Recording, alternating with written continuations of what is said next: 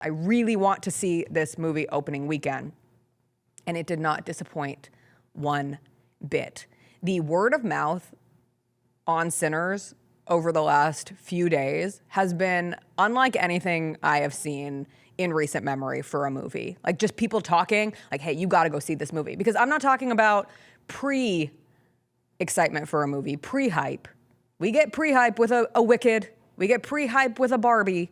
But I cannot remember the last time I heard from so many people saying, hey, you have to go see this movie. Can you? Black Panther. Okay. Black Panther was that where, all right, the Marvel people knew to go see it, and then word of mouth, it became a cultural sort of thing.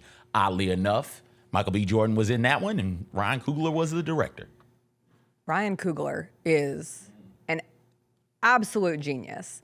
And I was thinking yesterday from the standpoint of like greatest duos to ever come out of the University of Southern California.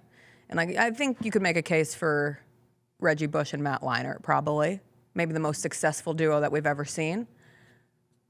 I would usurp that with Ryan Coogler and Ludwig Göransson, two proud graduates of the University of Southern California. But the work that those two have put in together with Ludwig as the composer and responsible for the music in Sinners, and then Ryan Coogler for the ultimate creation of Sinners, it's remarkable. It is the best experience that I've had in a movie theater in a long time. The audience was wildly into it. Audience participation is fun in a horror movie in general. Like you hear the gasps, you have the, oh no, don't do that, and everything in between, the clapping that happens at various points within this movie. But you see an opening weekend that supports CJ loving this movie, me loving this movie, everybody loving this movie. It's number one at the domestic box office with 45.6 million people going to see it opening weekend, largest opening weekend audience for a movie post-COVID, biggest domestic opening of the last decade. It has incredible ratings, 98% on Rotten Tomatoes, a 4.3 on Letterboxd at this point, and it lives up to all the hype.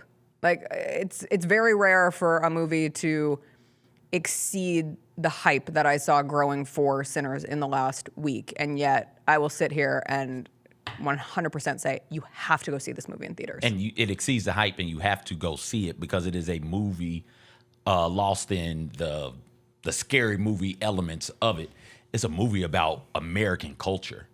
All right, there's a moment where there's I call it a cultural cacophony of stuff happening.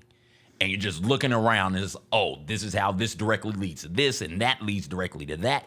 Not just in black culture, but Asian American culture as well, all over America, right? And I can see how this, and it's a music thing. We've talked about music before. I can see how gospel lends itself to blues, to folk, to hip hop, rap, R&B. I can see how all of that lends itself to this happening. Rock and roll, I can see how this goes from here and branches out to there, but then I can see how the things that happen culturally in our past has led to this moment right here. And it's a beautiful blend of past, present, and future from the movie standpoint. Takes place in the 30s. And it was just one of the coolest things to see. And it was shot so beautifully. It was done so well. The music was so great. That is like, oh man. And that's just one scene.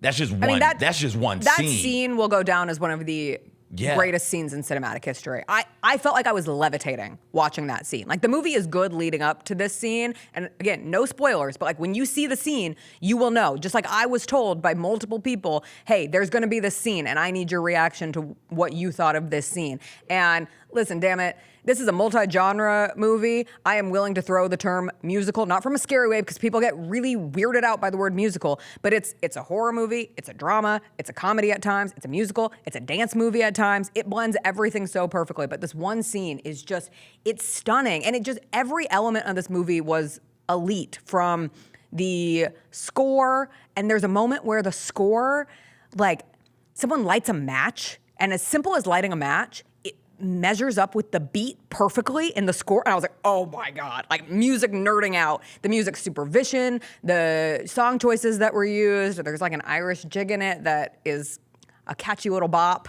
When the songs get played Yes. also. Because it's not just that they are, and this is where I think you get at it being part musical or a musical. It's these songs aren't just thrown in there for no reason. No. The songs have a point. They push the story forward. So when Stack and his cousin and the piano player are riding past the chain gang and the song gets played, like there's a reason to it. There's a really heartfelt story that's getting shared, and it's like, hey, this is what the blues is about. Play it. This is how we cope with being black in the 30s in the South. Play that shit for me. And they play it, and it takes their mind off of the really bad story that they just heard. It's incredible. It's great. It's a period piece as well. Yeah. So it's a good movie, There's man. a mid-credit scene that you cannot miss. Do not leave. There's also a post-credit scene with another song that you cannot miss. Like, stay for the entirety of the whole thing. But the camera work is beautiful. The cinematography is beautiful. The acting is great. I could have used 6 Michael B. Jordans, but I'll take 2 of them in one movie because he does play twins and he plays them very well. Miles Catton is a star, the young man who plays Sammy, who has an incredible voice. Like, sometimes you fall into a difficult situation where you do have so much music and you're supposed to believe that this person is like a transcending star in the making, but you don't have to fool yourself in this because he is. Like, he's so wildly talented. All of the women portrayed in this movie, there is a level of supporting women, respecting women. I view Ryan Coogler as a director who really respects women. He works with his wife, and you can feel like the care that goes into writing every single female character in this movie. Delroy Lindo should win Best Supporting Actor. I will already say it right here, right now, for playing Delta Slim. He's incredible. The whole thing is so good. The Jessica Benson Show with CJ Hart, live every weekday at 8 a.m.